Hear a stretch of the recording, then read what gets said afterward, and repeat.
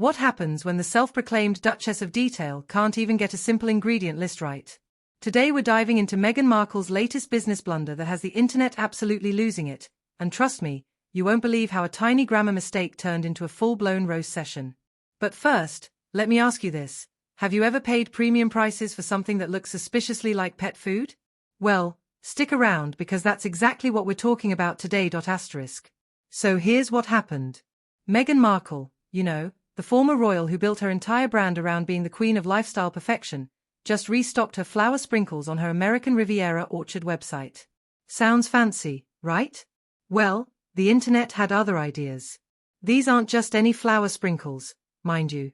We're talking about what Meghan calls her premium edible flowers: dried rose, calendula, blue cornflower petals, and hibiscus flowers. Now, before you get impressed by those fancy botanical names, let me paint you a picture of what people are actually seeing when they look at this product. Here's where it gets juicy.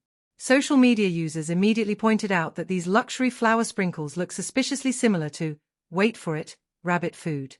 I'm not even kidding. People are literally saying this looks like something you'd find in the pet aisle at your local store, not in some premium lifestyle collection. One user commented, "My daughter's hamster eats the same stuff."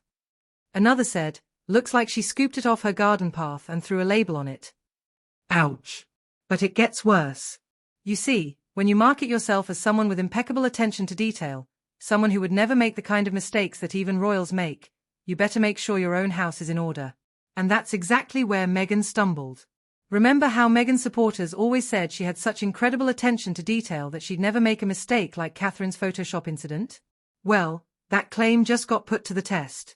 The ingredient label on these flower sprinkles reads, dried rose, calendula, and blue cornflower petals, and hibiscus flowers. Did you catch it? Let me read that again slowly: dried rose, calendula, and blue cornflower petals, and hibiscus flowers. If you're thinking that sounds a bit off, you're absolutely right.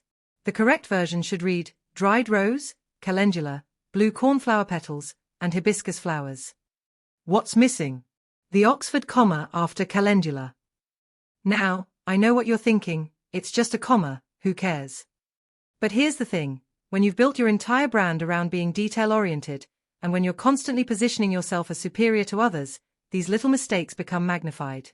Plus, and this is the kicker, Meghan supposedly embraced British culture during her royal days, but she missed one of the crown jewels of British grammar, the Oxford comma.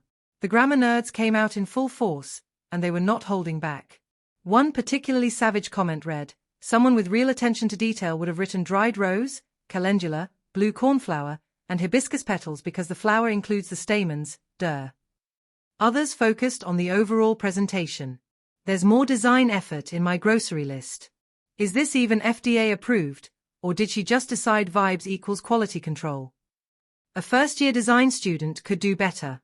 And honestly, looking at the packaging, they might have a point.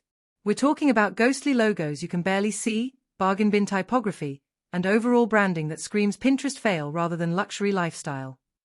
But beyond the grammar and the rabbit food jokes, there are some legitimate concerns here.